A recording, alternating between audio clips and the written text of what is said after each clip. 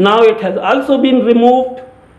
Now it is cleaning Ganga, it is cleaning the river, it is a cleaning Ganga mission, and if it is cleaning, let everyone have a broom to go and clean the river. The sweeping. In the morning also someone said, if there is someone scraping all the waste floating on the river, will that be the cleaning? And that is the kind of cleaning perhaps we have in mind. That's all. We are not talking of conservation or the river as such. The treatment of the sick river will depend upon the problems that we diagnose, the desirable standard to be achieved, what condition is acceptable to the society, and the treatment system we adopt. Nowadays there is a big talk. Whenever I fell sick, you should take some Ayurvedic medicine. Indian medicine will work faster. No, you should go to homeopathic medicine, that will work faster, better, no side effect. Don't go to this allopathic. Well, that doctor will immediately recommend surgery. To avoid this, you should go to Ayurveda or Unani Tibbi something. Which system? Here do we have a system? What kind of a STP has to be put? That is also to be decided by ex-doctor. No other method can be used. No simpler, cheaper, quicker method can be used. It has to be a costly imported system which has to be used. Let us treat it because it's not working. That is the kind of the thing. So we have to find out for all the disorders that are there, a treatment system has to be identified. There have to be certain preventive measures, and the preventive measures will be also used as the precautionary measures or do's and don'ts after the rivers have been restored, if they can ever be, and what are the curative measures. I would say it is only a surgery that is required, and that surgery is the blood transfusion is also required. So we have to restore the flows. The surgery means removal of the dams, weirs and embankments, revival of meanders and habitats, change all land use practices which do not impinge upon the rivers, restoration of riparian and floodplain habitats, groundwater recharge to be actively pursued, and controlling all exotic species and regulate gravel and sand extraction. These are a few more obvious things that can be done practically everywhere from Himalayas to the coast, and if that kind of surgery could be done to some extent, perhaps the situation may improve. Otherwise, I don't see, I'm a very pessimistic person. Having spent 16 years, and lastly, this is a borrowed picture which I like very much from Hindu in 2012, it is not a recent one, and my question is, shall these plants rejuvenate our rivers? Can the rivers be healthy again? Thank you. Thank you very much.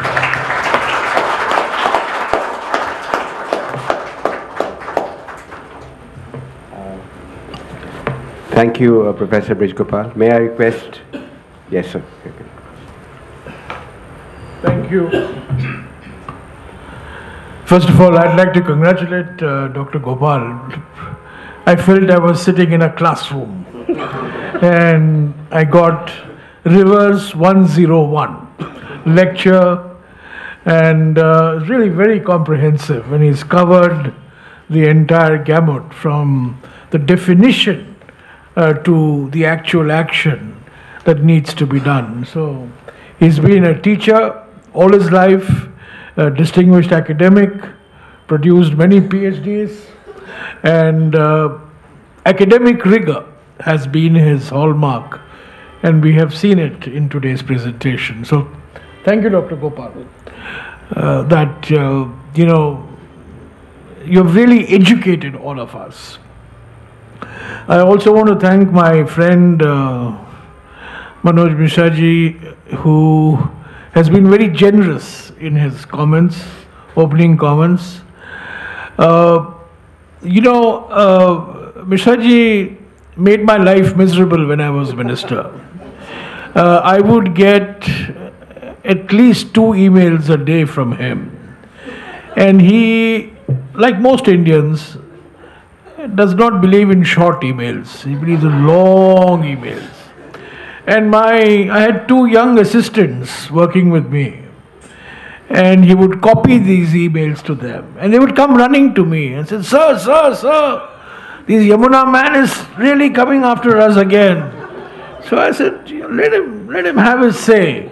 You got to let him have his say and see what is possible, what is not possible. And I think one of the ideas that he persistently pushed me on, which I took up. And perhaps if I had stayed back as minister for a few months more, I could have accomplished what he wanted me to accomplish, which is the idea of a river regulation zone, like the coastal regulation zone. And his great idea was that we must have a legislation to govern the use of floodplains. And at that time, if you remember, the Commonwealth issue was very much alive in how it was interfering with the floodplains. In fact, before the Commonwealth, there was the Akshardham temple, which was the first attack on the floodplains. But since we are a religious people, we don't talk about Akshardham. We talk only about Commonwealth. But the point that he made stuck in my mind. And we actually started doing the work, prepared the legislation, but subsequently, of course, when the move is to do away with coastal regulation zone, there is no appetite for a river regulation zone.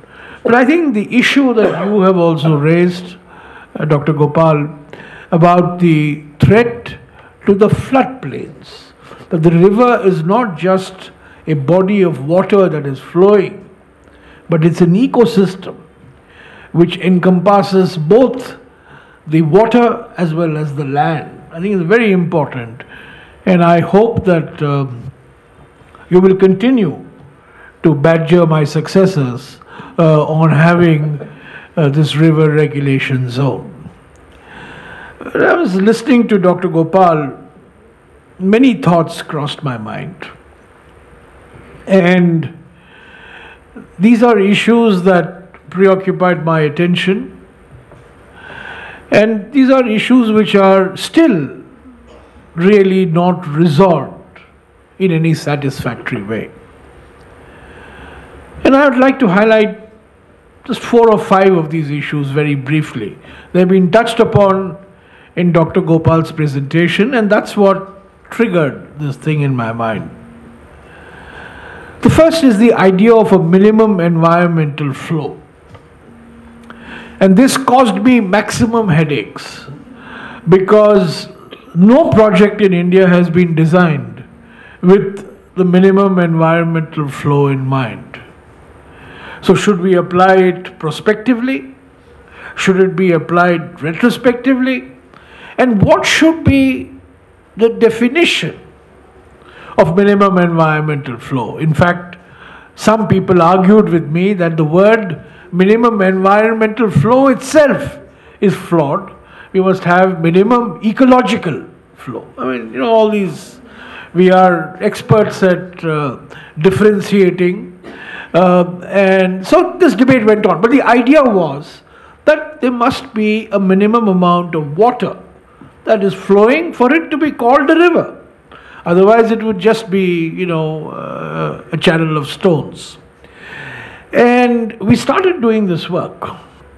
And Vishnugad Pipalkoti was the first project where, even though the project had been approved, even though the project funding had been tied up with the World Bank, we insisted that this be reopened so that the minimum environmental flow, which was worked out to almost 4 times to what was planned as part of the detailed project report. But I'm afraid, again, the environment today is not conducive to talking about minimum environmental flow, but it's a very important concept, I thought. The second idea was that of cumulative environmental assessment. That we plan series of projects, and this is particularly true in places like Arunachal Pradesh, that you plan a series of hydel projects on a river. The Dibang is a classic example. Subarashri is also a classic example. And in most of these rivers, each river is divided into upper, middle and lower.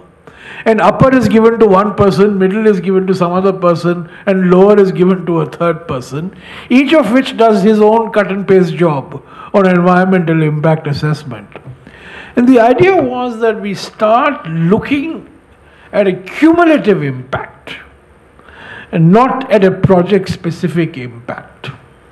And again, a beginning was made in Dibang, I think, and one or two other projects. The Tista was the other example that was very much alive during my time.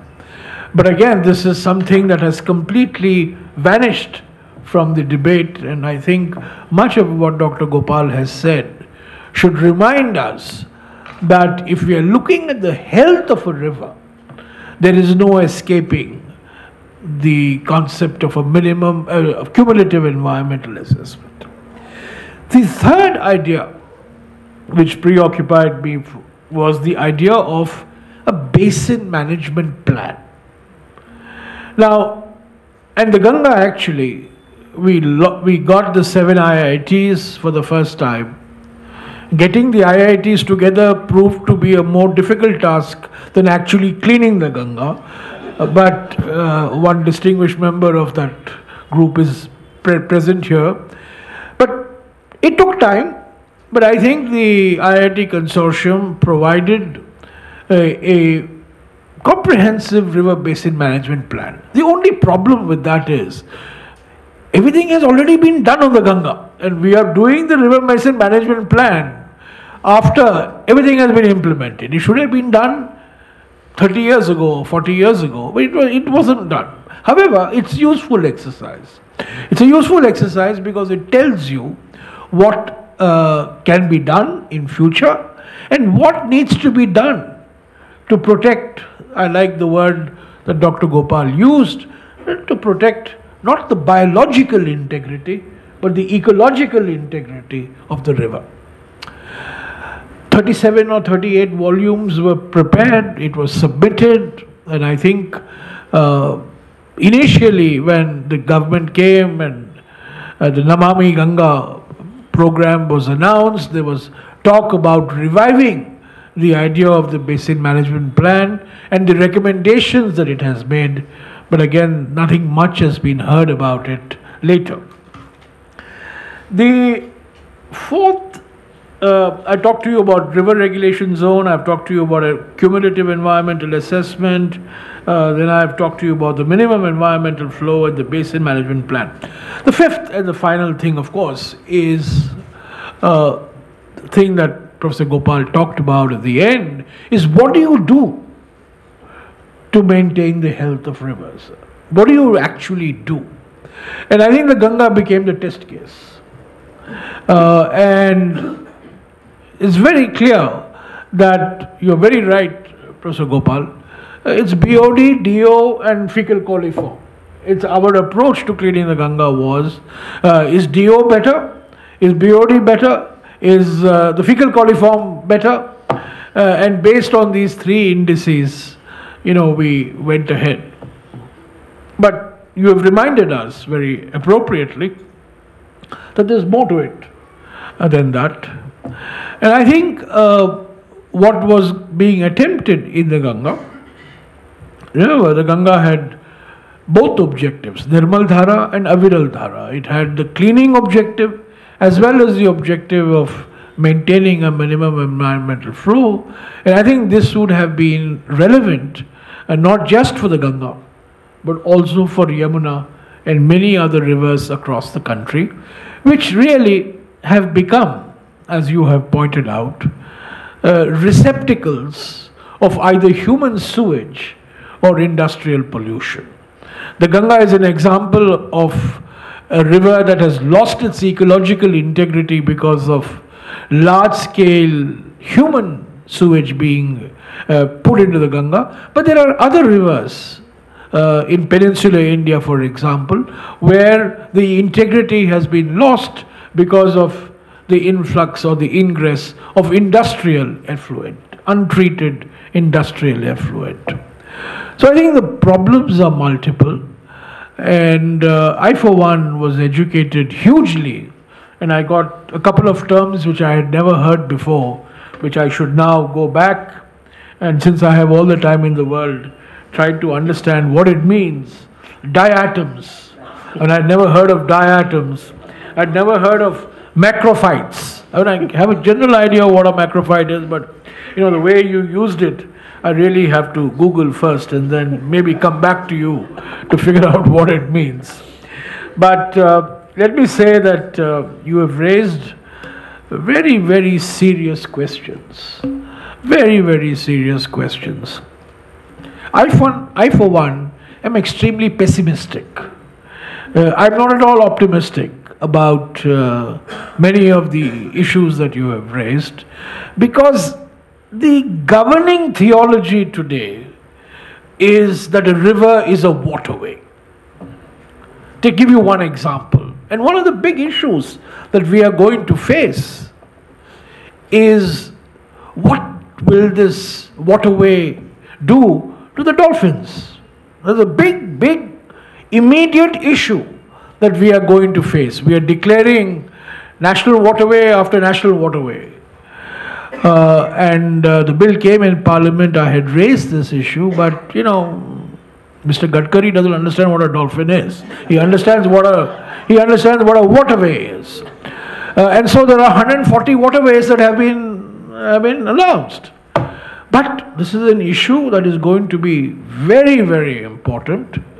And I think the river as a resource to be exploited, either for transport or for electricity, is going to be the dominant paradigm. And therefore we have to really, as a community of people worried about the health of rivers, you have to have appropriate responses to looking at how you can deal with this new thinking on rivers as waterways, and of course rivers as generators of power. At the end, you showed us a very nice picture on interlinking of rivers.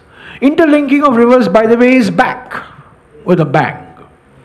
I mean, it's the demonetization on the environmental side. And the Ken-Betwa link is now a link which I had systematically, consistently put my foot down to the... Are there any media people here? No media people. I put my foot down even though my own government wanted to implement it. But now it's got all the clearances except the last clearance is awaited. And once Ken-Betwa starts, then the Pandora's box is open.